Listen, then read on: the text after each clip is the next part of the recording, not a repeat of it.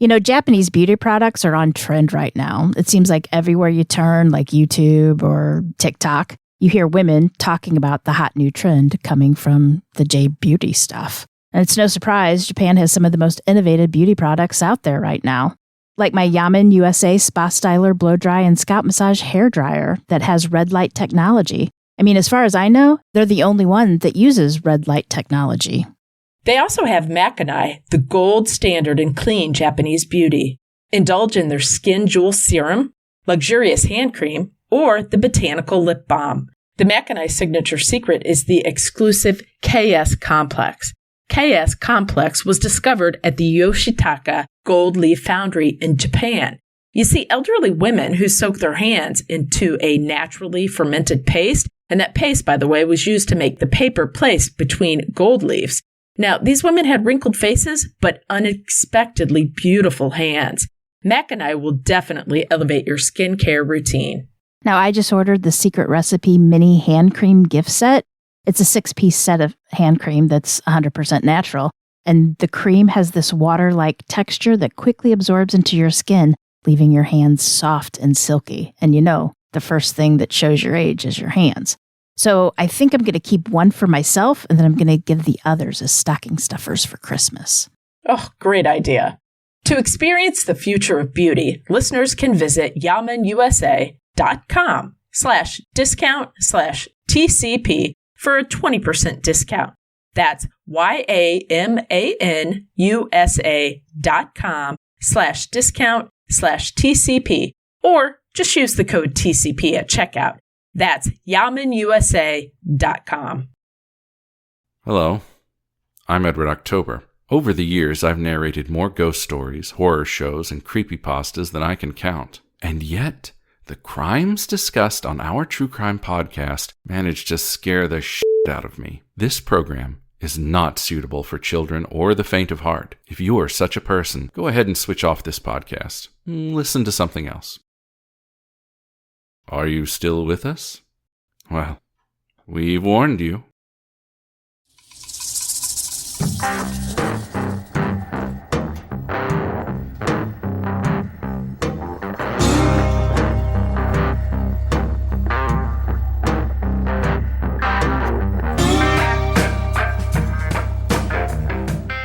Hi, Jen. Hey, Kim, how are you? I'm pretty okay on this rainy, thundery, stormy summer fall day. It's the first day of fall, I believe. We're recording on the first day of fall, but we are. Yes. Okay, well, it needs to cool off then because it's a little steamy out there. It is. Trust me, we had homecoming last night, and going out to take pictures was... Sweaty?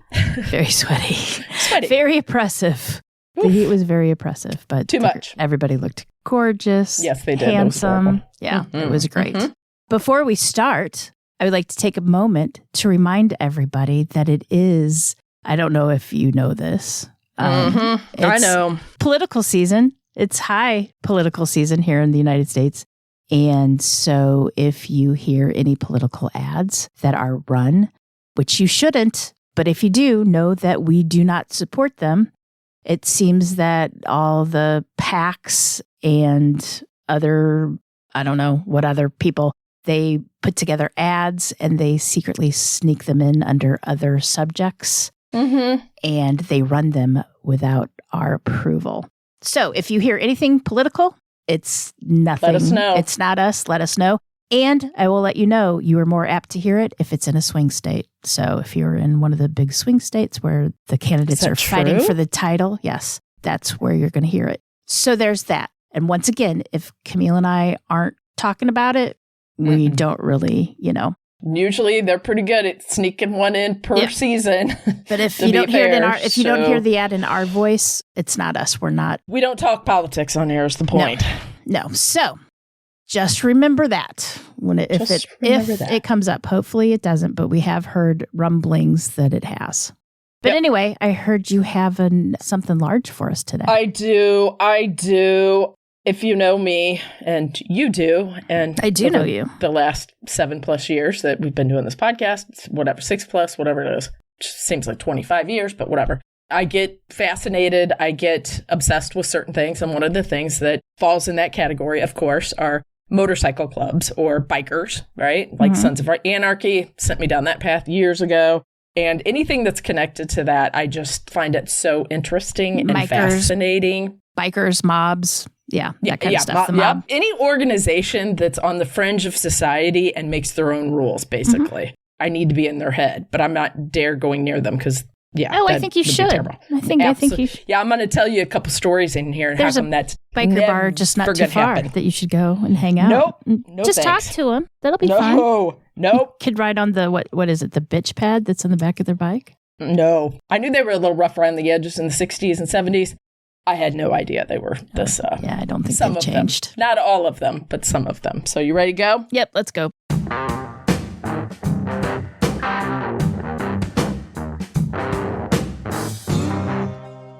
So today we are headed to Laurelwood, Oregon, where we meet a young woman, she's about 26 years old, named Margo Compton. Margo originally grew up in Solano County, California. Now, she was a bright child who made good grades and had good friends. But as all, so often the case with the kids, they reached those teenage years and things started to change. Margo ended up getting married in August of 1969 to Doug Compton. Margo was just 16 years old at this point. A little baby. Yeah. Now, first, all seemed good in their marriage. However, things started to change when Doug met some new friends from the Nomads motorcycle club, which is an offshoot of the Hells Angels. Now, when Margo got pregnant, this is when the violence started. This led to them both doing drugs, and it was rumored that Doug often beat Margo. And when I say rumored, he did, because there's recordings of her talking about it. But we'll get to that in a minute. As time went on, Doug started hanging out more and more with the bikers and less at home with Margo and the twin baby girls. In the Hells Angels, of course, I have to get into a little bit of this because the terms that I stick every once in a while, just so you know. In the Hells Angels, there are certain protocols and rules that must be followed. The process of joining a motorcycle club typically begins when an individual is invited to attend club events or meet members at established gathering spots. Now, this initial meeting for the person is called a hanger-on. During this point, they hang out with them, they're invited, but they have no stake in the actual club. Basically, this is a chance for the other members to observe and evaluate the person. Now, after this phase, if the individual is deemed worthy, they may be upgraded to a prospect. If you watch Sons of Anarchy with my future husband, Charlie, you will know what this means. And a prospect is invited to participate in certain club activities, but they still do not have voting rights. And that comes along later when they get full membership. The final stage of membership is achieving the full patch status, which is the highest level of membership. Full patch refers to the complete 4-piece insignia that includes the Death Head logo, that's on the back of their leather jackets, by the way, the 2 rockers, the top one reading Hell's Angel, and then the bottom rocker indicating the state or territory. So, it would be Hell's Angels, California, Hell's Angels, San Diego, whatever it may be. And then the prospects are only permitted to wear the bottom rocker with the state or territory name and the MC patch. To become a full member, a prospect must receive unanimous approval from the current full members of the club. Doug Compton never made it past the hanger-on position. As Doug's drug use increased, so did his violence. It became so bad that Margo knew that she had to get out before he killed her, but she needed help. The person Margo went to seek this help from was a man named Otis, O-D-I-S, Buck Garrett. He goes by Buck because, of course he does, because Otis. Buck was a high-ranking member of the Hells Angels Nomads chapter in Vallejo. He also was not a very nice person, but we're going to get to that soon enough. The Hells Angels weren't then or today without some redeeming qualities, or at least they wanted the public to think so.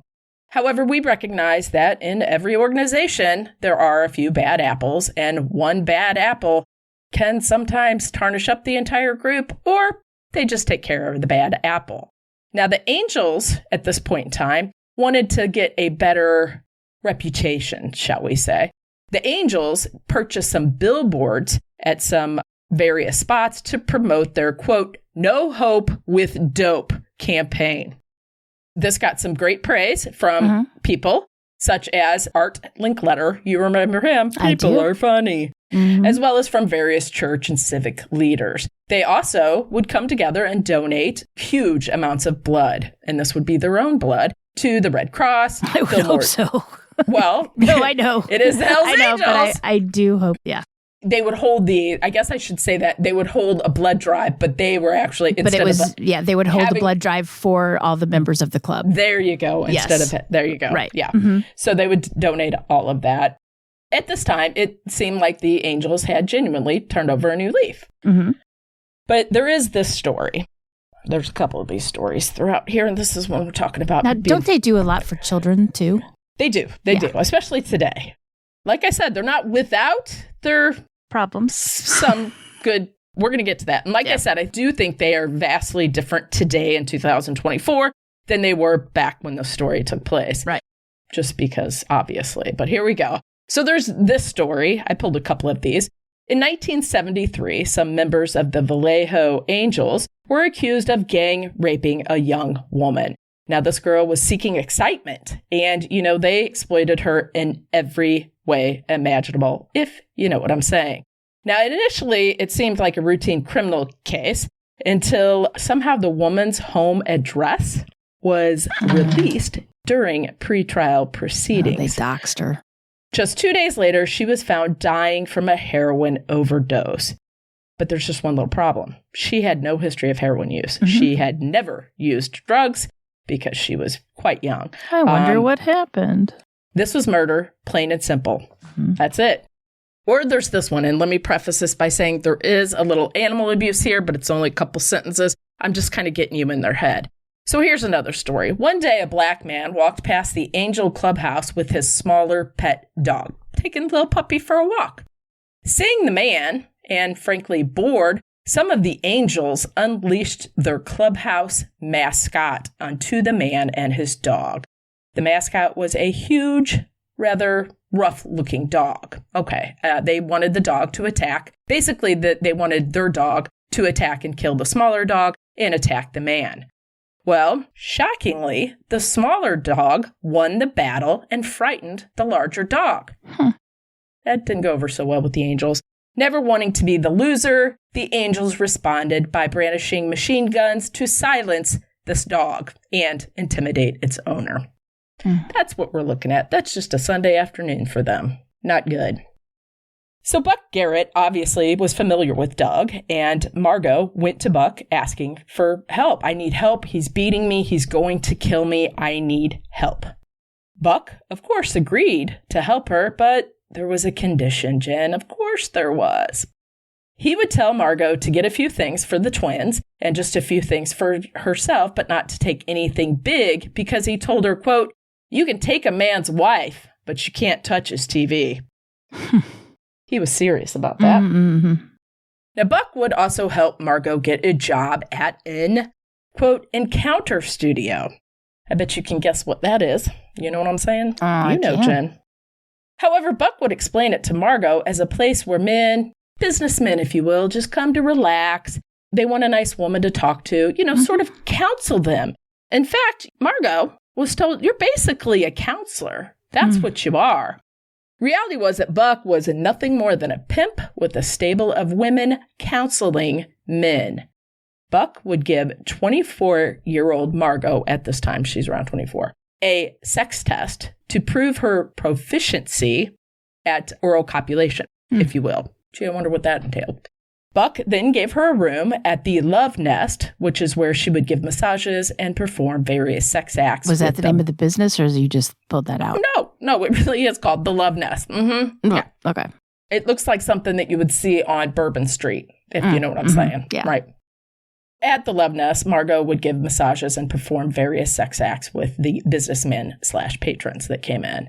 Now, depending on the source, because I found three different alternating things, but Buck would tell Margo that she owed him $4,800 for room and board, and because of this, she had to work performing these sex acts until it was paid off. Or there was another thing that said that she owed him a lot of money for some amphetamines he had given her. and she needed to work that debt off. Either way, in his eyes, she owed him. To ensure that Margo would keep working for free, basically, Buck decided he would keep her twin daughters. Now, they're babies. I mean, they're at this time probably 4 or 5 years old. He's going to keep the twin daughters at his own house, and she'd keep working and pay him. And she'd get her kids back when the debt was paid off. Well, Margo, obviously, because she was not a sex worker, she was a mom, that's what she was, refused to have sex with every Tom, Dick, and Harry. See what I did there? But to walk through the door, she was met with fury. He was furious with her, and basically, I think at this point, she's kind of wondering, maybe the getting beaten up with Doug, the devil you know is better than the devil you don't kind of thing. But finally, one day, a man came in, and he brutally raped and beat her. And this was enough. She had had it. Furious, she went to the police, and of course, the police had their own agenda. Everybody wants something now, don't they? The police knew all about the love nest, and they wanted it shut down. At this point, she had met a really nice guy, a car salesman out of San Francisco named Don Sessler. And the two of them were dating. I mean, he was a car salesman, quite the stretch from the motorcycle riding person that she was associated with earlier. So Don and Margo went to the police and they said, listen, that's fine. We're in it. We're going to do it.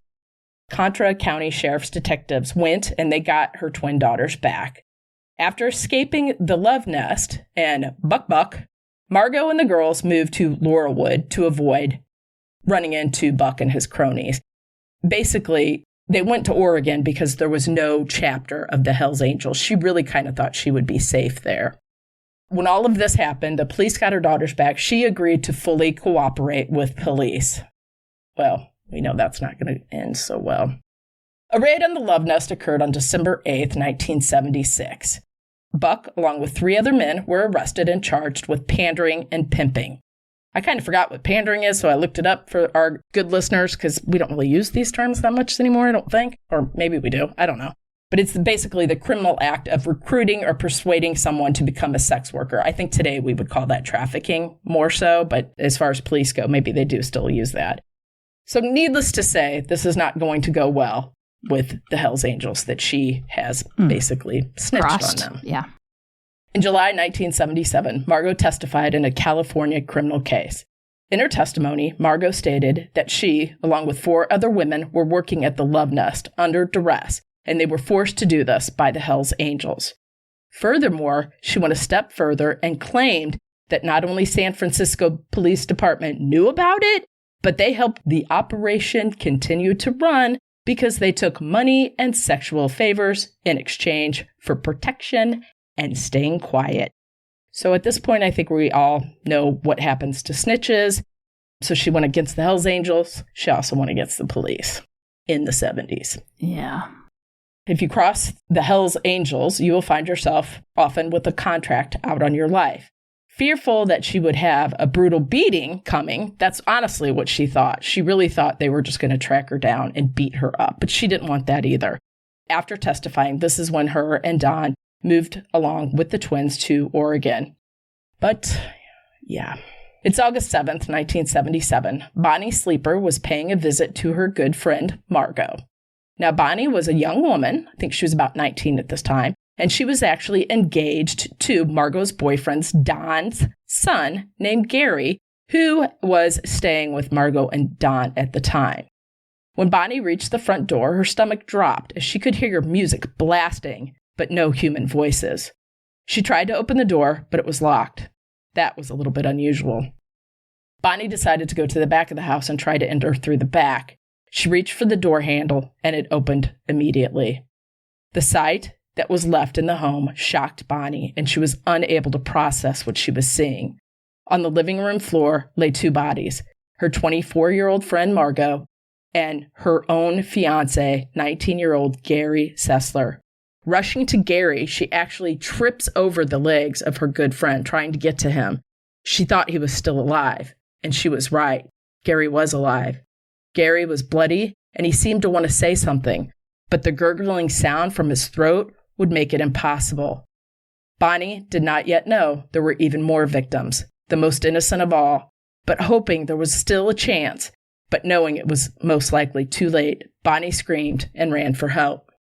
Now, this case would take many wild twists and turns.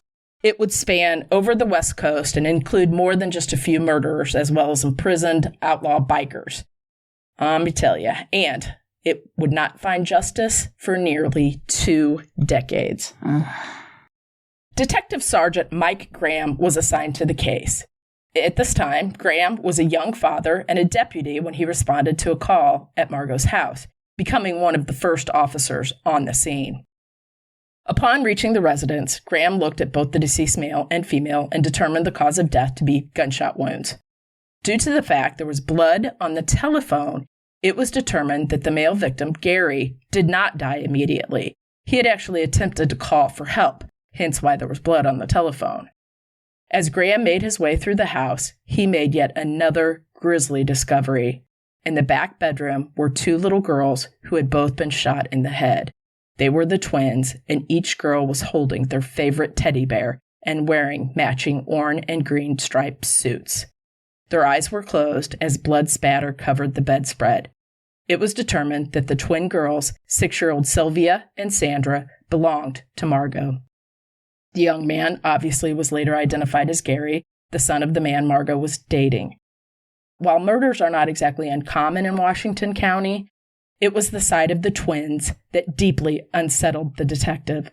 This would fuel his determination to never give up and get these people justice. At this point, he did not realize it would take 18 years to get that justice. Crazy, but when you think about people that won't talk. Or because they're too afraid to speak, yeah. Bonnie would recall that Margo had told her that some men were after her from the Hells Angels, and in fact, a man named Buck had taken her daughters and wanted money in exchange for releasing the daughters back to her, basically, holding her trapped. Margo added that he meant exactly what he said. He was ruthless. Margo was in the process of writing an autobiography that chronicled her life with the California Angels. This narrative detailed names and locations significant to all of this, her experience, the things they did, the things that they were involved in, like drugs and guns. It's not good. It also recounted how the Angels coerced her and many other women into sex work, often getting them addicted to drugs and inflicting violence upon them. It was also documented her eventual escape from their grip and the decision to turn state evidence against them. I came upon the story because, like I said, I'm obsessed with stuff like this. And there is a show on, I believe it's Netflix, it might be Amazon. And that's where I came upon this because, of course, I had not heard of it. It is called Secrets of the Hells Angels. And I believe there's 8 episodes. Mm-hmm. I think I binged them all in one day. I'm not surprised. Episode 3 is this case. This episode could be 40 pages long, I'm telling you. But you'll see about that in a minute.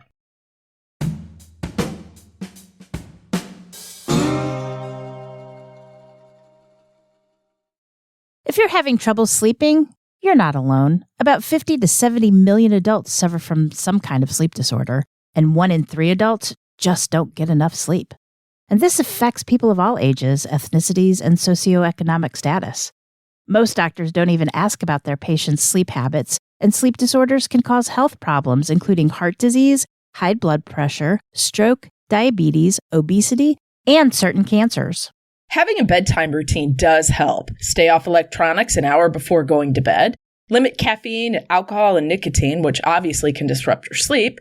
Keep your bedroom dark and quiet with a comfortable temperature. But also, we suggest using sleep cream, a natural alternative to traditional sleep aids. Sleep cream uses the highest quality CBD isolate and organic essential oils to calm your mind and help you fall asleep.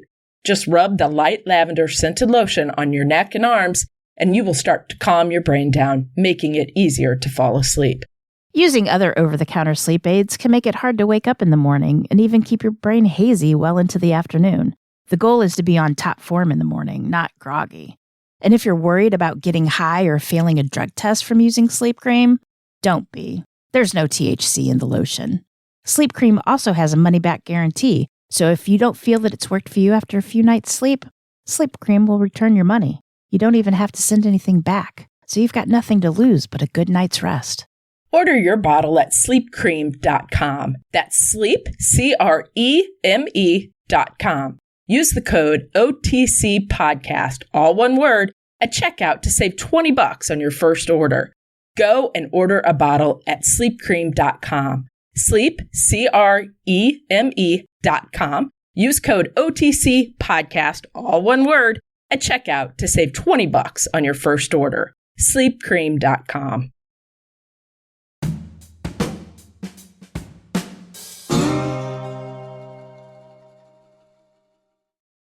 It seemed that Buck Garrett and his buddies made good on his threat. The problem was that whoever killed them, Margo, Gary, and the twins, left no evidence. There was not even a simple trace of evidence. In fact, at first, the police thought this was a professional hit. It didn't look like something that was done just by like a regular person.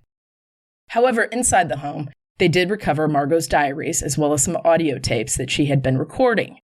She was trying to write a book about her autobiography. And in the show, Behind the Secrets of the Hells Angels, they do play her voice. Like, so there's parts of it that you can hear her telling part of this and her fear from Don and Buck and all of that. It's quite interesting.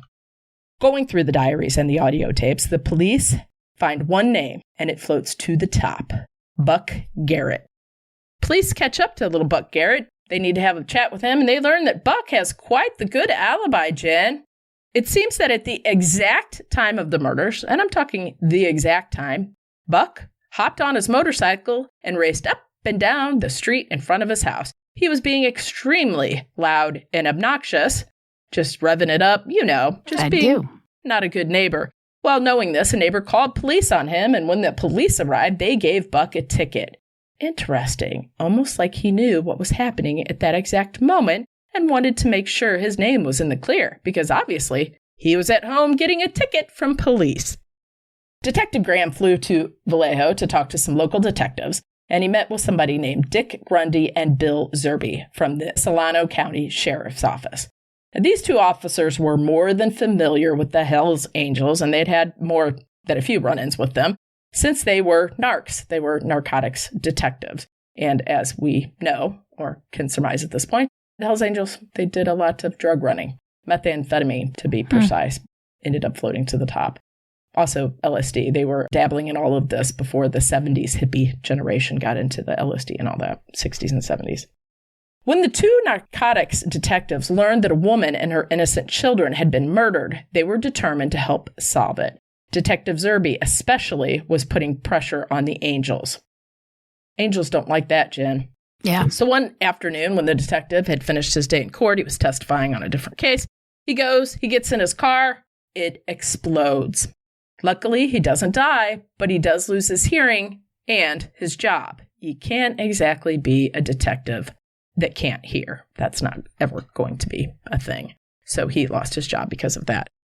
So it's now becoming clear that if you mess with the Angels, your life is on the line. They don't care if you're a young mother or detective. They're going to make a threat, and they will carry out on said threat.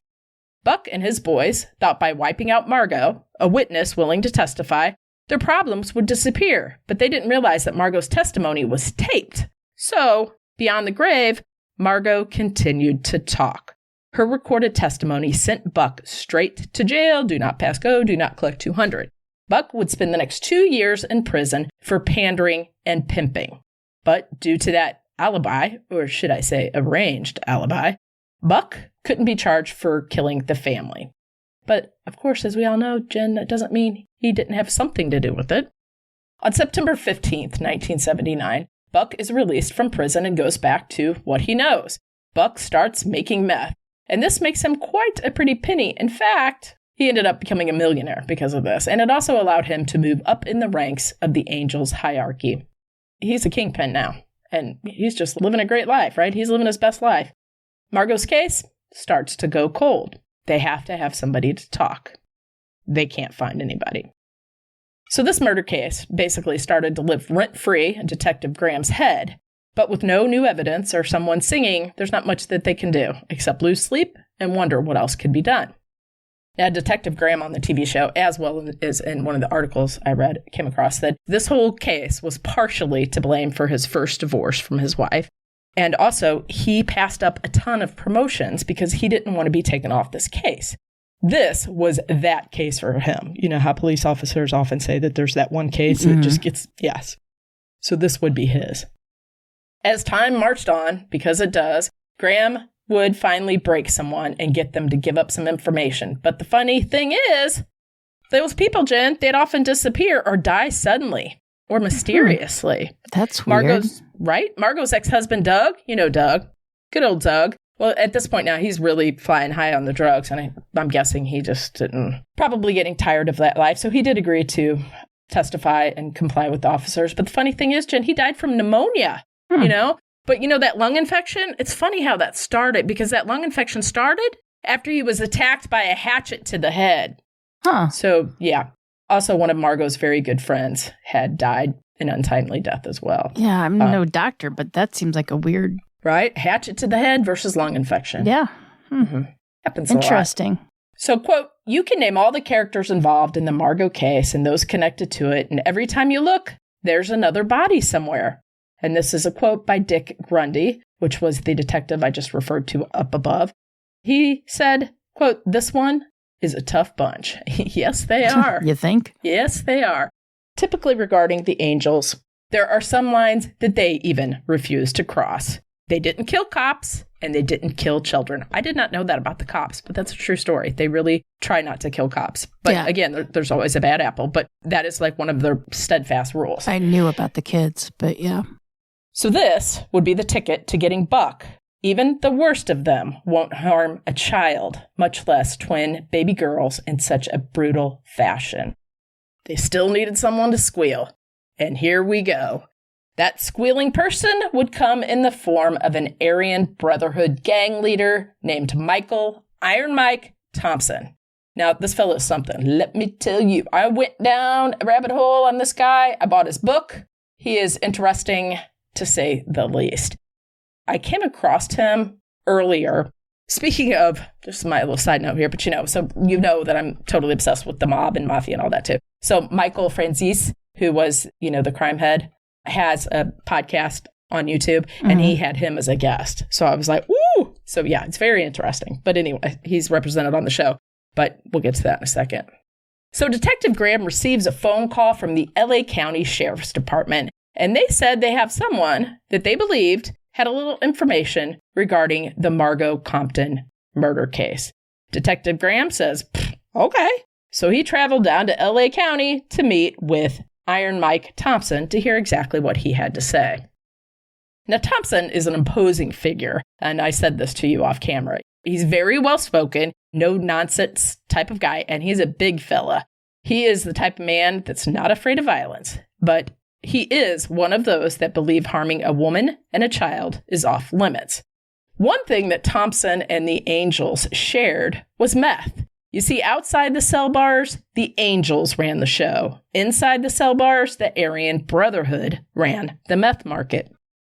So once the Hells Angels got busted and went to prison, they often ended up joining the Aryan Brotherhood gang. Now, Buck, who was a major supplier outside the prison walls, now became a major supplier in prison. Remember, I said he was pretty much became a millionaire doing meth on the outside. So due to this, Iron Mike and Buck talked in prison. And well, this talk would be enlightening to Detective Graham. Now, often prison talk is just that, talk. What Detective Graham needed was information that only Buck and the killers could have known. If Thompson didn't have that, then the information would be useless. Thompson tells the detectives that Buck had told him that Bug-Eye Bob, that's right, Bug-Eye Bob, we get some nicknames coming up here, Bug-Eye Bob was the hitman and the one that pulled the trigger. His accomplice was a man named Benjamin Psycho Silva. Okay. Sounds nice. That's right. Okay, the detective was like, yep, that sounds great. We got some names now, but I need more. So Thompson then gives him a tidbit that was left out of all of the media and only those closest to the case knew about. This is kind of heartbreaking. Iron Mike told Detective Graham that one of the twins had something in her hand when she died. It was a glow-in-the-dark toy from a Cracker Jack box. Bam. That was it. He knew that Thompson was not only telling the truth, but that Buck had provided this information to him. Just like he said. Thompson also told Detective Graham that the Aryan Brotherhood was previously approached about committing the hit on Margo, Gary, and the girls, but they declined because it involved children. I just don't know how these people live like that. That's just a whole a way of life. Another way, yeah. you know? So at this point, they need a witness. Mm-hmm. Iron Mike Thompson agreed to go into protective custody and testify in court against Bug-Eye and Buck. Now, the detective had to tie Bug-Eye to Buck. Did they know each other? And why in the world would Bug-Eye agree to wipe out 4 people, 2 of which were first graders? Buck, along with several of his associates, were currently sitting in prison as they had faced indictment in late 1989 and early 1990 on a range of narcotics and weapons charges. Buck was charged with conducting and continuing criminal enterprise, money laundering, and conspiracy to distribute 11 pounds of meth to the Hells Angels chapter in Winston-Salem, North Carolina. So he's already in jail, but he's not in jail for what they believe he really did, right? Incidentally, prosecutors would say that Buck's operation was the largest meth manufacturing and distribution case in the United States, generating millions of dollars through the distribution of thousands of kilograms of meth. In June 1992, Buck was convicted on multiple charges and received a life sentence without the possibility of parole. So that's good. So Buck, he's not going anywhere. But they knew where to find him if they needed him. That had to be comforting. But they really wanted to get him on these murders. That's what they wanted to do, especially after 18 years of watching and waiting. Now, I know you're going to be surprised when I tell you this, Jen, but the problem with testifying against members of the Hells Angels... Oh, I think there's a lot of problems with testifying with the Hells Angels. Yeah, there sure is. They will definitely retaliate.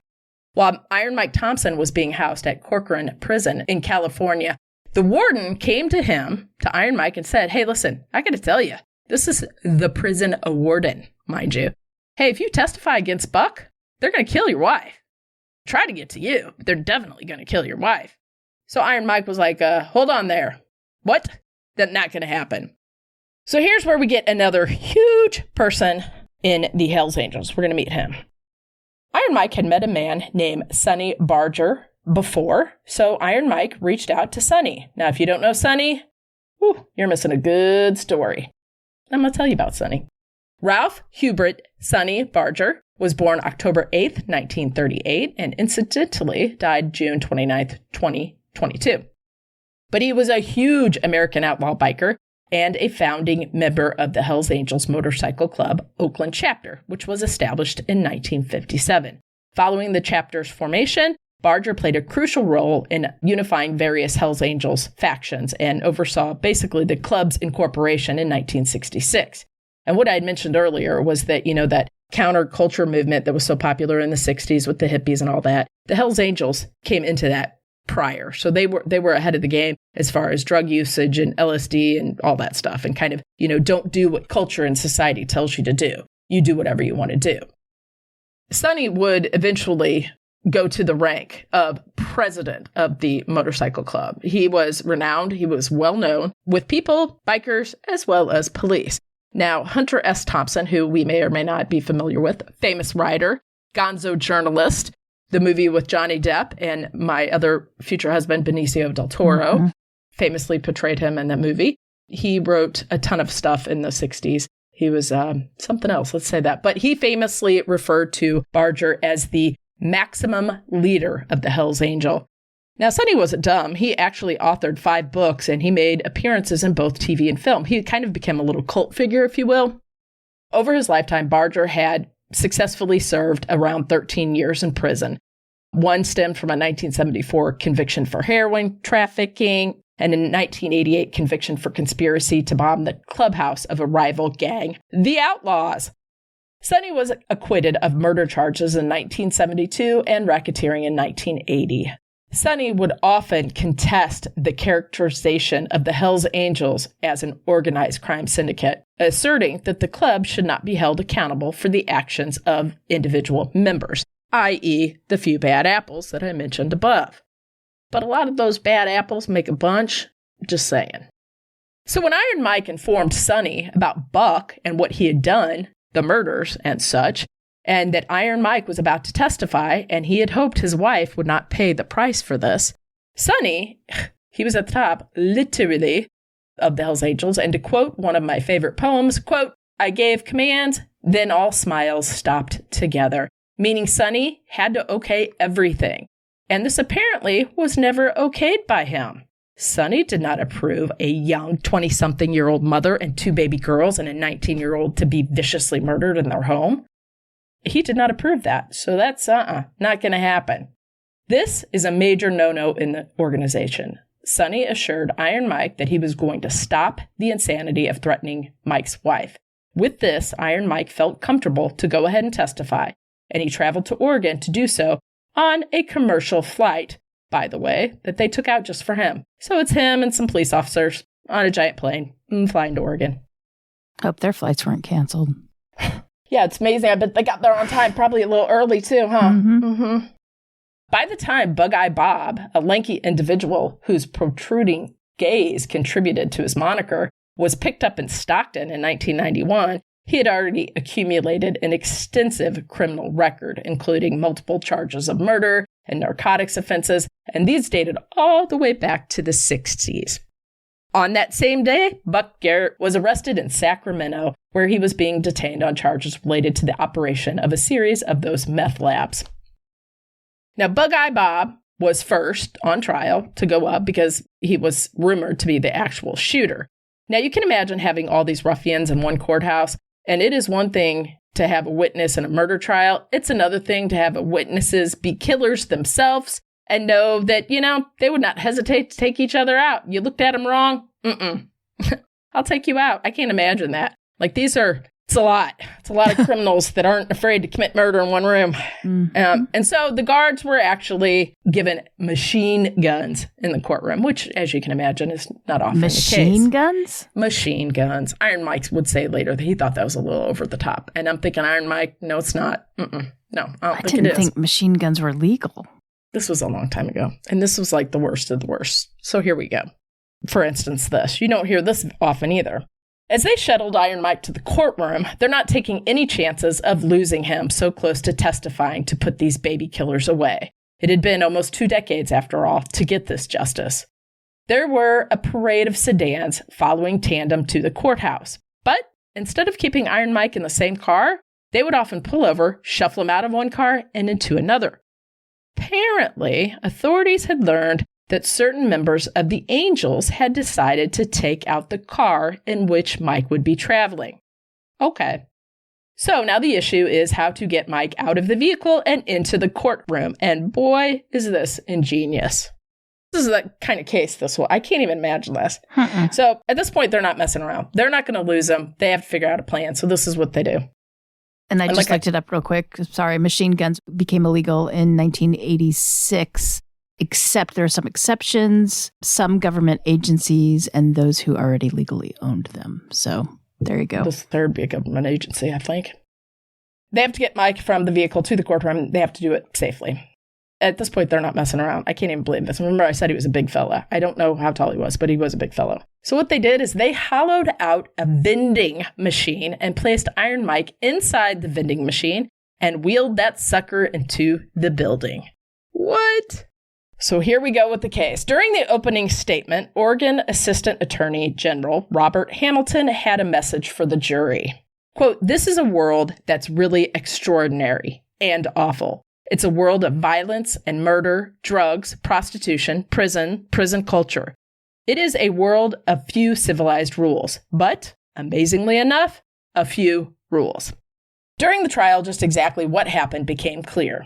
Certain that Buck would eventually track her down, Margo and Don strategically bought some guns and placed them around their Laurelwood bungalow. So there were guns hidden all over the house. There was one near the bed, there was one under the living room couch, there was one in the kitchen cabinet, and of course these are all out of the reach of twins. I just want to make sure to say that.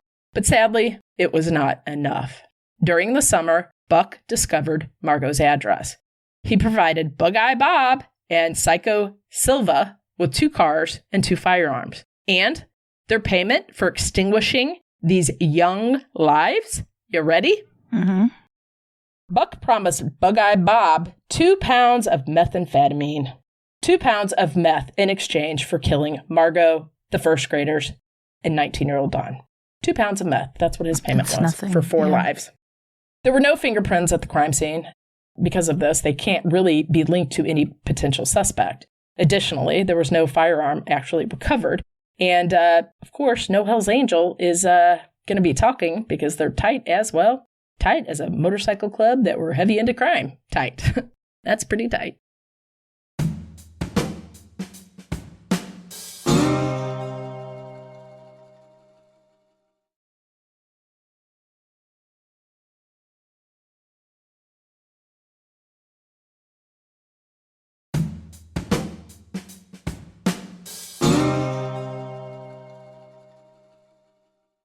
Buck Garrett and Bug-Eye Bob's trials were held at the Washington County Courthouse in Hillsborough.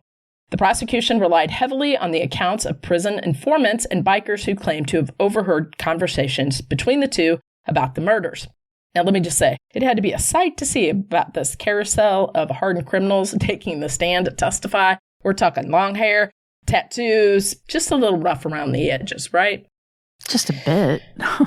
During the trial, they learned from a certain informant that the gunmen had disposed of their weapons by throwing them into the Klamath River near Weed, California. They then returned to their normal life as if nothing had happened. Yeah, they just killed babies. I can't get over the baby killing. And then you just go to your regular life. Okay. Well, let me add here. It's not like they're the heart of gold kind of people. No, you know what I mean? Not at all. But like I said, even most of them have that rule, you don't kill babies. Yeah, but once you go a certain place, I don't know. Bug-Eye was a wannabe. That's the problem. He wanted to get in there and be high up, but he wasn't. Wasn't ever going to be either, but that's another story. And let me add here that it is a funny thing when a person comes to court to testify against the Angels, Jen. Often those witnesses walk in, they're proud, they're strong, they're going to do it. And then they see who's in the courtroom, and then all of a sudden, you wouldn't believe what happens. They get a really bad case of amnesia. Mm-hmm. You can't remember anything. Yeah, I heard it happens a lot. Also, history has shown that many of these witnesses, if they did deliver testimony, it kind of had a short lifespan, if you know what I'm saying. Mm-hmm. They often met with demise. Lung infections and such. Mm-hmm. Mm-hmm. With a head wound. Mm-hmm. Yeah. In all, both the prosecution and the defense would shuffle around 40 witnesses on the stand to testify, many criminals of the worst kind and honestly not the most reliable people to testify, but they had hoped that the jury could muddle through it all. Now, here is where I have to mention some of the names of these testifying fellows because, well, you got Doug the Thug. Don't forget Dirty Dick and Bulldog, but my favorite was Booger. Yeah.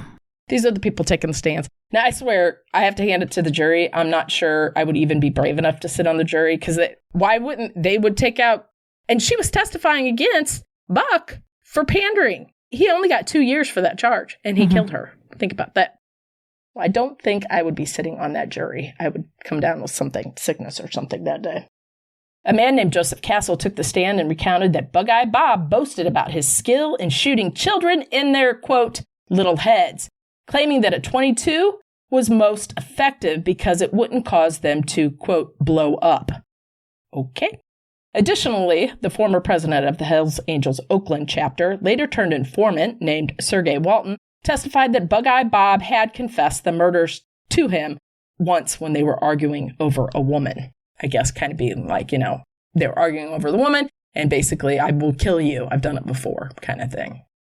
Lastly, Iron Mike took the stand, and he had this little piece of advice. Quote, a child molester, child killer, they don't stay on the main line if they stay in prison. If they're not locked up, they're killed. And that's simply the way it is, end quote. And that is pretty true, Iron Mike. Thank you.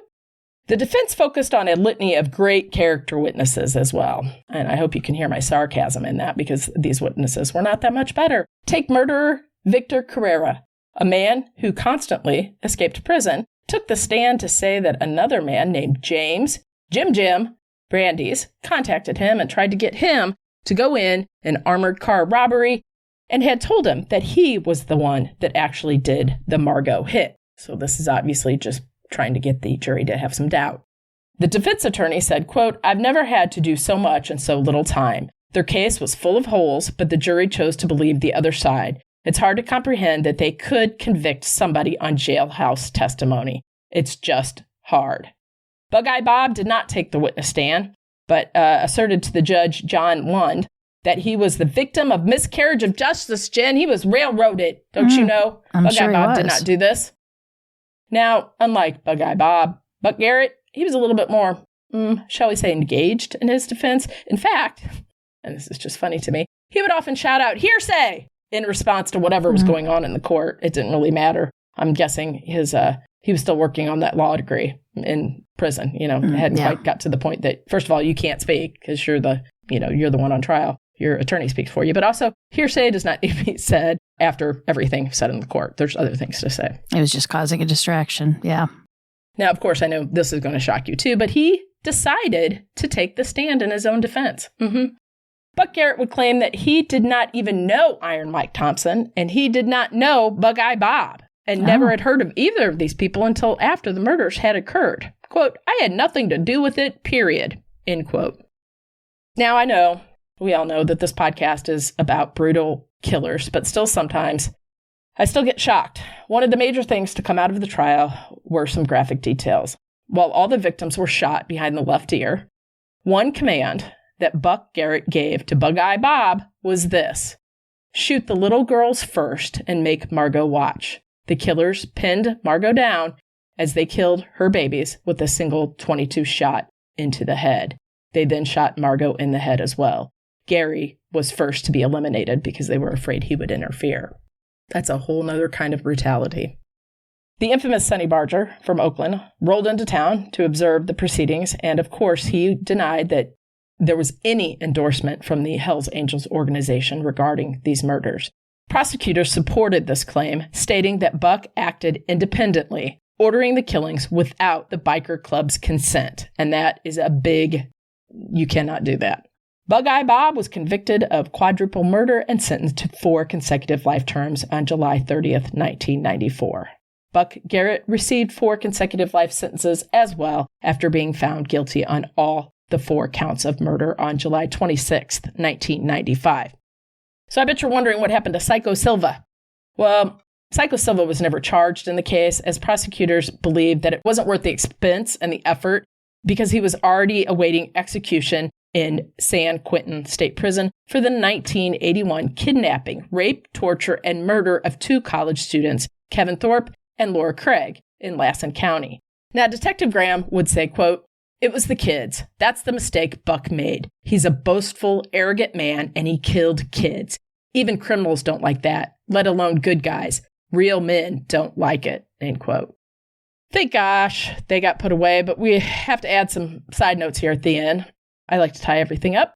So a few extra notes. Now, one might expect, Jen, that after spending 45 years in prison for the murder of 2 individuals and basically turning your life around when you were in prison, that Iron Mike would really try to stay out of prison. You would hope so, right. I was very sad to learn this. However, in June of 2021, at the age of 69, he faced charges for allegedly defrauding Northern Californians out of nearly $400,000 in unemployment benefits.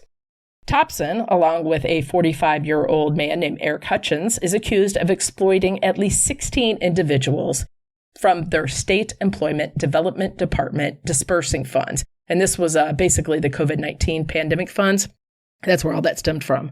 Prosecutors say that the pair, who of course became acquainted while they were incarcerated, note to self, why would you stay friends with anybody that you meet on the inside?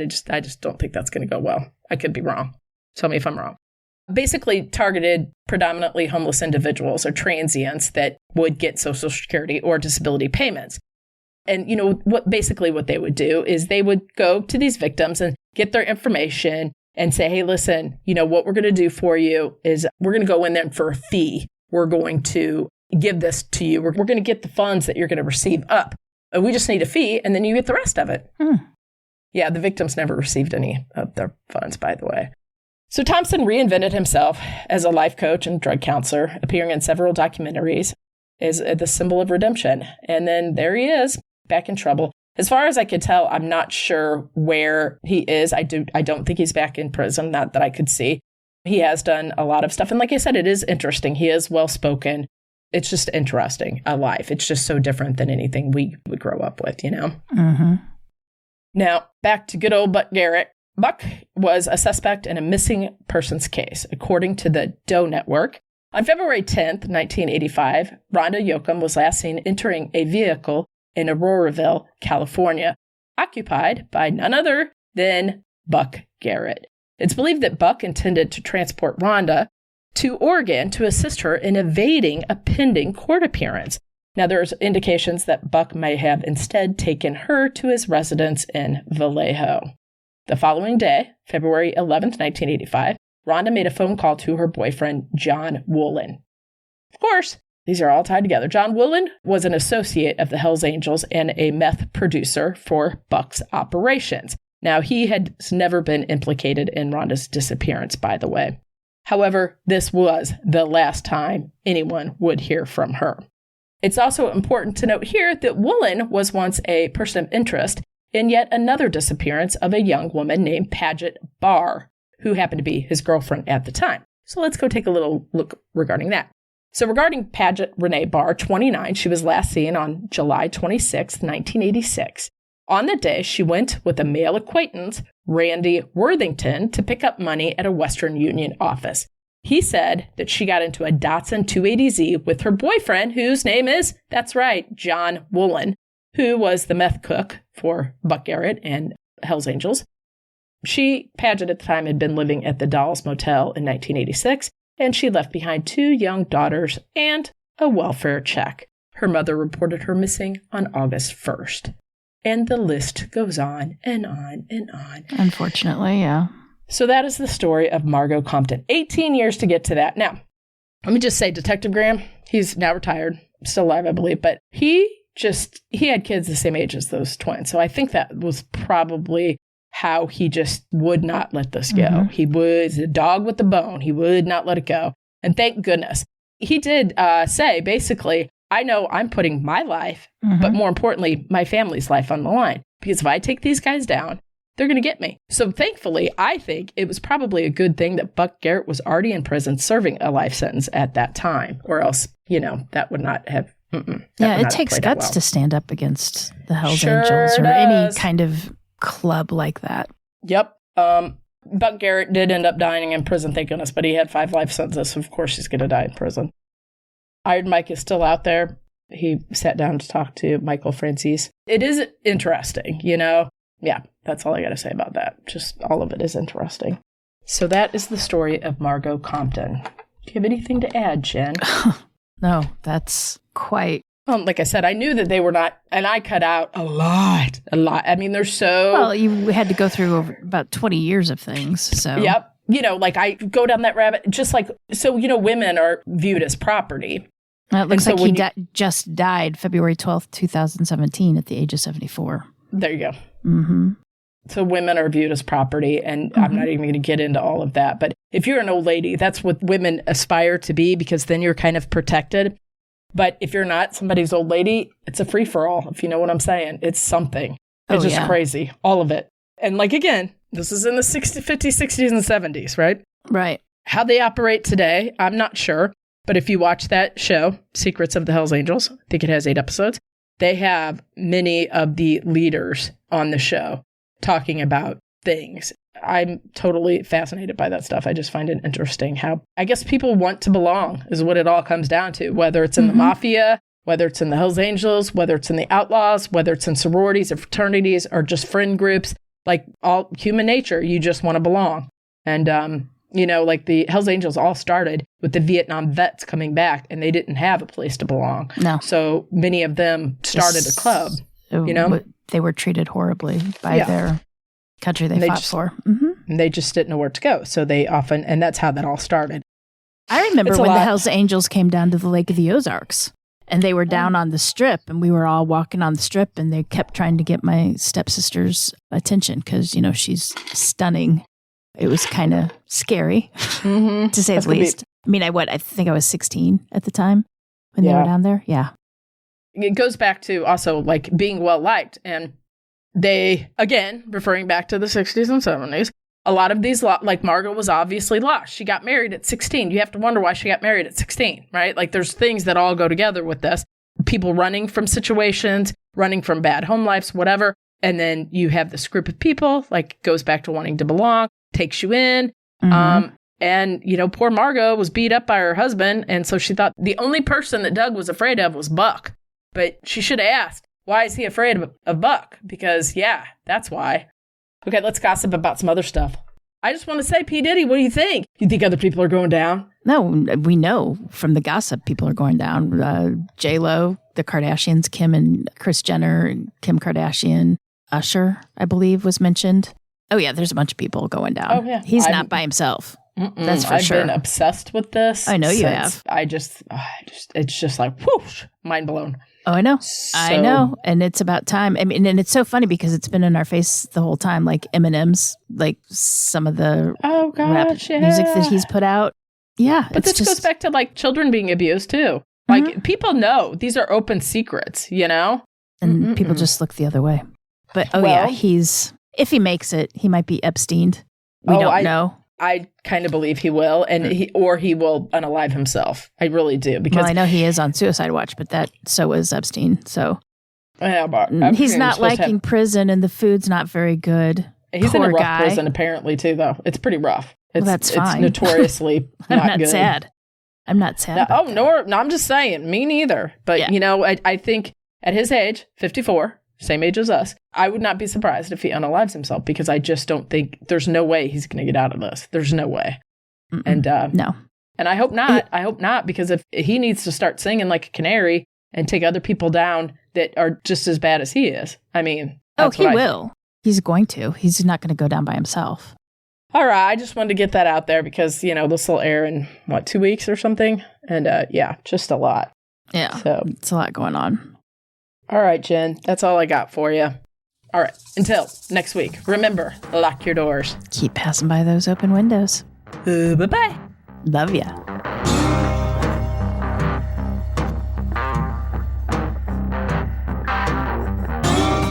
Today's episode was researched and written by me, Cam.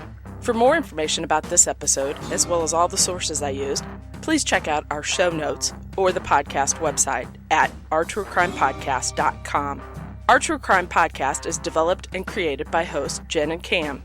Original music and audio mix of all our True Crime Podcast episodes is courtesy of Nico Vertesi from We Talk of Dreams. Listener discretion is provided by Edward October from October Pod VHS. Our True Crime Podcast is executive produced by Nico Vertesi and Dick Vane. Make sure to like and subscribe to Our True Crime Podcast wherever you listen to your podcast. We can be reached on Instagram and Facebook at Our True Crime Podcast or on Twitter at Our True Crime Pod. You can email us at ourtruecrimepodcast@gmail.com. If you really like the show, make sure to check out our Patreon at Our True Crime Podcast. Our True Crime Podcast is an OTC production.